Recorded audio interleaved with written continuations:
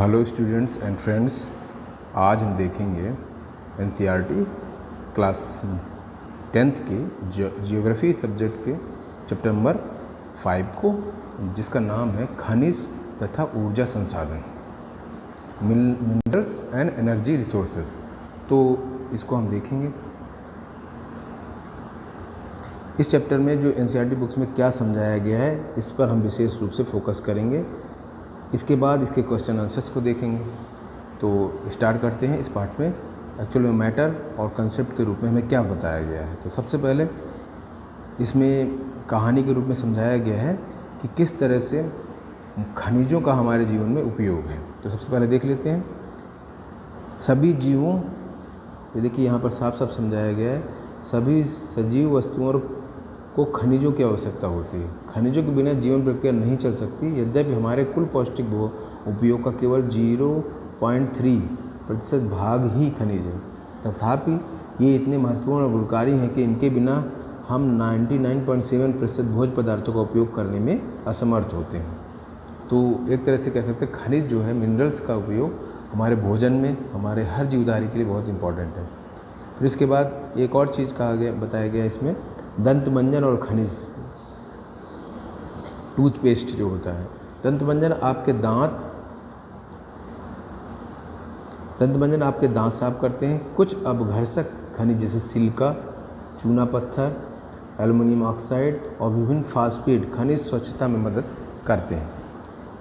Fluoride, आपने सुना होगा, फ्लोराइड को जो दांतों को गलने से रोकता है, फ्लूराइड नामक खनिज से प्राप्त होता है। अधिकतर दंत मंजन यानी टूथपेस्ट टिटेनियम ऑक्साइड से सफ़ेद बनाए जाते हैं, जो कि रुटाइल, इल्यूमिनाइट और एनाटेज नामक खनिजों से प्राप्त होते हैं। कुछ दंत मंजन जो चमक प्रदान करते हैं, उनका कारण क्या होता है? अभ्रक होता है। तो इस तरह से इसमें समझाया गया है कि क्या क्या हमने, और टूथपेस्ट व उसकी जो ट्यूब होती है जिसमें वो भरा होता है, वो पेट्रोलियम की जेली से वो प्राप्त होती है। तो ये सब खनिज कहाँ प्राप्त होते हैं, यही इस पार्ट में समझाया गया है, जिनके बारे में हमने चर्चा की। तो देखते सबसे पहले जो एनसीईआरटी में समझाया गया, खनिज क्या है। खनिज क्या है, किसी को पार्ट को पढ़ने से पहले हमें ये जानना पड़ेगा वो है क्या चीज़।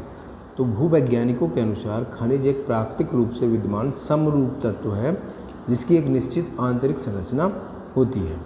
यानी एक निश्चित आंतरिक संरचना होना से जो है खनिज का निर्माण होता है। खनिज की प्रमुख विशेषता है। अब देखते हैं खनिजों के प्रकार। इसमें बताया जाएगा कि खनिज कितने प्रकार, खनिजों का वर्गीकरण। ये देखिए इसमें साफ साफ दे रहा है खनिजों का वर्गीकरण। तो देखते हैं खनिज जो होते हैं वो किस तरह हैं। 3 तरह के होते हैं। पहला धात्विक, दूसरा अधात्विक और तीसरा ऊर्जा खनिज। तो धात्विक क्या होते हैं? जो धातु की तरह कठोर होते हैं, जैसे लौह धातु, लोहा का, जिनमें लोहे का अंश होता है, जैसे लौह, अयस्क, मैग्नीज, निकल, कोबाल्ट, ये सब बिल्कुल मजबूत जो होते हैं। अलौह जैसे तांबा, सीसा, जस्ता, बॉक्साइड आदि। और बहुमूल्य खनिज क्या होते हैं? धात्विक में भी लौह, अलौह और बहुमूल्य खनिज होते हैं। देखिए बहुमूल्य खनिज कौन है, जिनको हम जानते हैं, जो बहुत महंगे होते हैं, सोना, चांदी, प्लेटिनम, हीरा आदि। फिर अधात्विक में, जिनमें जैसे अभ्रक, नमक, पोटास, चूना पत्थर, संगमरमर, बलुआ पत्थर, यानी जो बहुत हार्ड नहीं होते, धातु की तरह हार्ड नहीं होते। और तीसरे टाइप के हैं ऊर्जा खनिज, जो कि जिनसे हमें ऊर्जा मिलती है, जैसे कोयला, पेट्रोलियम गैस, प्राकृतिक गैस, ये भी ज़मीन से ही मिलते हैं। खनिजों की सबसे बड़ी विशेषता है कि खनिज क्या होते हैं। खनिज का मीन्स है जो खनन के माध्यम से निकाला जाता है, उसे खनिज बोलते हैं। खुदाई करके जो ज़मीन से उपलब्ध होते हैं। तो ये आप इसको देख सकते हैं। इसके बाद देखते हैं सामान्यतः खनिज अयस्क के रूप में पाए जाते हैं। अयस्क मीन्स होता है जो खनिज का जो होता है वो शुद्ध नहीं होता है, उसको बाद में उसको हम शुद्ध कर सकते हैं, प्योरीफाई कर सकते हैं। ये चीज़ में समझाया गया। देखिए पेज नंबर 3 में ये यहाँ पर रैट होल के बारे में बताया गया। रैट होल मीन्स क्या होता है कि जो भारत के जो वैसे तो अधिकांश खनिज जो खाने हैं वो राष्ट्रीयकृत हैं, नेशनलाइज हैं, लेकिन उत्तर पूर्वी क्षेत्र के जनजातीय क्षेत्रों में खनिजों का स्वामित्व व्यक्तिगत या समुदायों को प्राप्त है। तो क्या करते हैं, जिवाई व चेरापूंजी में कोयले का खनन परिवार के सदस्य द्वारा एक लंबी संकीर्ण सुरंग के रूप में किया जाता है, जिसे रैट होल खनन कहते हैं। तो इम्पोर्टेंट फैक्ट है, पीसीएस में भी पूछा गया था, रैट होल क्या होता है। रैट होल मतलब चूहे नहीं।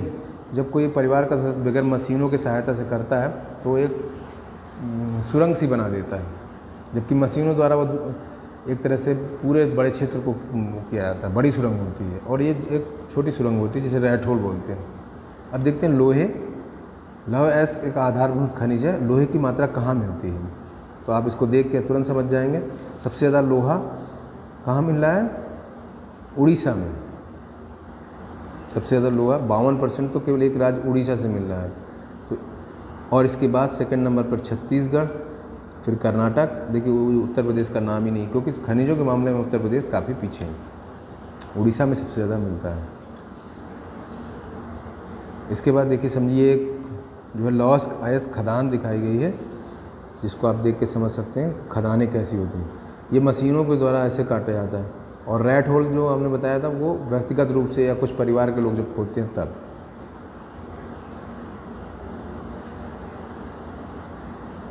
अब इसके बाद देखते हैं मैग्नीज के बारे में। मैग्नीज क्या होता है, मुख्य रूप से इस्पात यानी कि स्टील के निर्माण में इसका काम होता है। ठीक है, अब इसमें देखते हैं सबसे उत्पादक राज्य कौन है। मैग्नीज में तो एम याद कर लीजिए, मध्य प्रदेश और महाराष्ट्र। मध्य प्रदेश का 27% और महाराष्ट्र का 25%, ये सबसे ज़्यादा है। थर्ड नंबर पर उड़ीसा। तो इस तरह से आपको विशेष रूप से ध्यान देना। अक्सर यही पूछा जाता है कि कौन सा खनिज किस राज्य में सबसे ज़्यादा पाया जाता है, क्षेत्र का नाम पूछ लिया जाता है। अब देखिए भारत में महत्वपूर्ण खनिजों के बारे में समझाया गया है। कौन सा खनिज है उसके कुछ साइन बना दिए गए हैं। पहले हम साइन देख लेते हैं। लौह अयस्क खदानें, रेड में है लौह अयस्क खाने, मैग्नीज़ है, बॉक्साइट है और अभ्रक है। तो इनको आप आराम से देख सकते हैं। आप रेड वाला जो देख रहे हैं लौह अयस्क खदानें, बेसिकली ये इस एरिया में है, पूर्वी और उत्तरी क्षेत्र में, और कुछ जो है पश्चिमी घाट की तरफ भी है। इस तरह से इस मैप को आप एक दो बार ढंग से देखेंगे तो आपको सारे खनिजों के बारे में क्लियरिटी से पता चल जाएगा। अब यहाँ पर देखते हैं तांबा। तांबा भी एक इम्पॉर्टेंट है, फसल इम्पॉर्टेंट है, लेकिन तांबा जो है अधिकतर तांबा जो है लगभग मध्य प्रदेश की बालाघाट में पाया जाता है, और कुछ जो है झारखंड में, और फिर राजस्थान की खेतड़ी खदानें तांबे के लिए प्रसिद्ध हैं। लेकिन तांबा भारत में बहुत बड़ी मात्रा में नहीं मिलता है। अब देखते हैं तांबे के बाद हमें बॉक्साइट के बारे में देखना है। बॉक्साइट क्या होता है। बॉक्साइट अनेक अयस्कों में एल्युमिनियम पाया जाता है, और एल्युमिनियम का जो है एल्युमिनियम से ही बॉक्साइट प्राप्त, एल्युमिनियम जो है बॉक्साइट को जो है जब हम उसको प्योरीफाई करते हैं तो एल्युमिनियम मिलता है। अब देखते हैं एल्युमिनियम सबसे ज़्यादा कहाँ मिल रहा है। ये भी देखिए एल्युमिनियम भी उड़ीसा में है। उड़ीसा में, इसके पहले हमने लोहा देखा था, लगभग 52% वो उड़ीसा में था। इसके बाद गुजरात। तो इस तरह से आपको इन चीज़ों को विशेष रूप से ध्यान देने की आवश्यकता है। इसके बाद देखिए ये है मलंज खंड में तांबा खदान, तांबे की खदान है, उसका अच्छे से समझाया गया है। अब देखिए ये है बॉक्साइट की खदान। खदानों में आप देखिए जेसीबी मशीन और उनके द्वारा पहले उसकी अलग मिट्टी हटाई जाती है, उसके बाद जो है वो मिट्टी के हटाने के बाद उसमें से निकलता है, क्योंकि प्योरीफाई नहीं होता है, अयस्क होता है, उसको साफ़ सफाई करके ज़रूरत पड़ने पर उसको गला के फिर उसको शुद्ध किया जाता है। अब देखते हैं